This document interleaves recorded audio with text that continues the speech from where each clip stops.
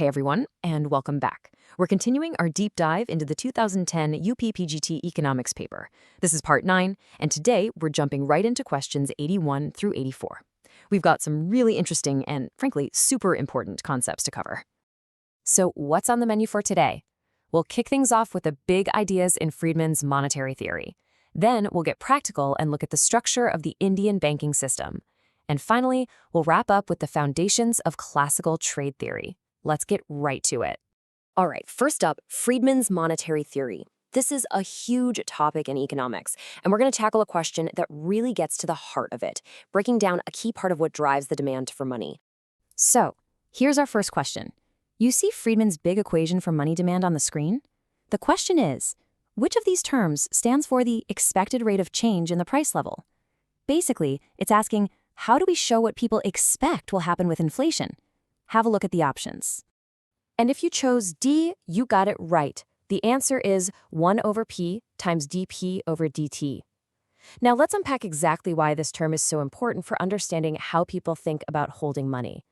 So what does this funky-looking term, 1 over P times dP over dt, really mean? Well, at its core, it's the mathematical expression for the expected rate of inflation. It's all about what people predict prices are going to do. What's also really cool is that this also represents the return you might expect to get from holding on to physical stuff, like gold or property, during that same time. So why is this a big deal? Because it's all about expectations. Just think about it for a second. If you and everyone else expect high inflation, what are you going to do with your cash? You're probably going to want to hold less of it, right? Because you know its buying power is about to take a hit. You'd much rather own assets that will go up in value with inflation. And that's exactly what this term captures. It's the opportunity cost of just sitting on cash. Okay, so we've talked about the theory of why people hold money. Now let's switch gears and talk about the institutions that actually manage all that money. It's time to explore the Indian banking system. Question 82 asks, which of the following does not fall under the category of an indigenous banker? Now, this term basically refers to the more traditional local money lenders. So which one of these is the odd one out? Yep, the correct answer is B, regional rural bank. This question is really testing our understanding of the difference between the organized and the unorganized parts of India's banking world. And this slide lays it out perfectly. On one side, you have your indigenous bankers, like Mahajans, Sarafs, and Chetties. They're part of the unorganized sector, operating pretty informally on a local level. But on the other side, you've got the Regional Rural Bank, or RRB. That's part of the formal organized banking system, set up way back in 1975 with a very specific formal mission. Okay, moving on to our next question. This one's all about the jobs of a central bank. Which of these is not one of its core functions? Is it issuing currency, controlling the bank rate, creating credit, or publishing data? And the correct answer here is C, credit creation.